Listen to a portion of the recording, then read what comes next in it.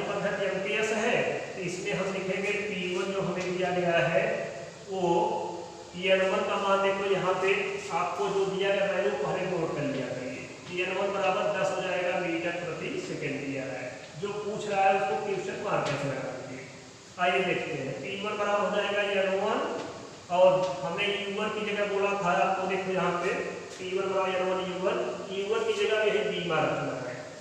ये हो जाएगा L1 और T1 पावर -1, जैसा पावर दिया रहेगा उसे रखेंगे, लेकिन नीचे 1 करेंगे, पावर को नहीं ध्यान देना है। पावर में जो रहेगा वो पर्याप्त व्यवस्थित रहेगा, 3 है तो 3 रहेगा, 2 है तो 2 रहेगा।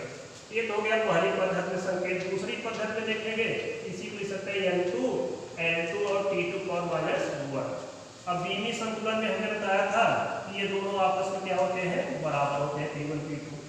P1 की जगह हम लोग रखेंगे N1 और ब्रैकेट में N1 T1 पावर माइनस 1 और P2 जगह रखेंगे N2 T2 पावर माइनस 1।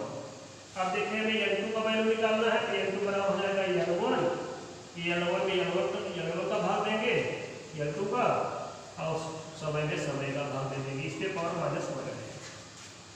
अब इसके आगे देखिए हमें N2 का वैल्यू निकालना है, तो N2 बराबर हो जाएगा N1 का वैल्यू 10 दिया है। अब इसका हिंदी में नाम लिखना है इसका। तो देखो N1 क्या है, पहली पद्धति में लंबाई है।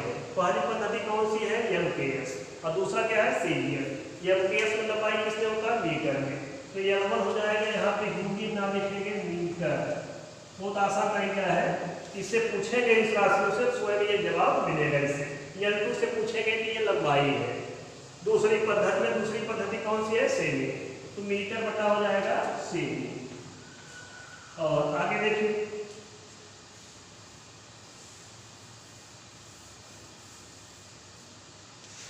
समय, देखो पहली पद्धति क्या दिया है, सेकेंड, और दूसरी पद्धति में भी सेकेंड ही समय है, सेकेंड। इस पे पावर माइनस 1 लगा हुआ है। तो अब इसे हल करते कैसे, ध्यान नहीं देना है। मीटर को सेमी चेंज करेंगे या सेमी को मीटर में, एक ही पद्धति को अनुमान होना चाहिए। तो 1 मीटर में कितना होता है, 100 सेमी। ये हो जाएगा 100 सेमी बटा सेमी, और पूरे सेकेंड कट जाएगा, 1 बटा 1 पावर माइनस 1 बराबर। देखिए अब यहाँ बचेगा 2 जीरो यहाँ पे है, 1 जीरो यहाँ है। कोटिमान के नियम से हो जाएगा 10⁻3 सेमी कैंसिल हो जाएगा, यानी 10⁻3 किसमें आ जाएंगे, ये लास्ट वैल्यू आ गया सेमी प्रति सेकेंड में। 1 बटा 1 और माइनस 1 तो मान 1 हो जाएगा, कट कैंसिल हो जाएगा। यही क्लियर हो गया इसका वैल्यू। तो इस प्रकार हम लोग MKS से सेमी वैल्यू निकालने दिमाग का उपयोग करके। तो आज का वीडियो यहीं पे रोकते हैं। नेक्स्ट वीडियो में इसके आगे हम चर्चा करेंगे तीसरा उपयोग, जो आपको वीडियो नंबर 8 में मिलेगा।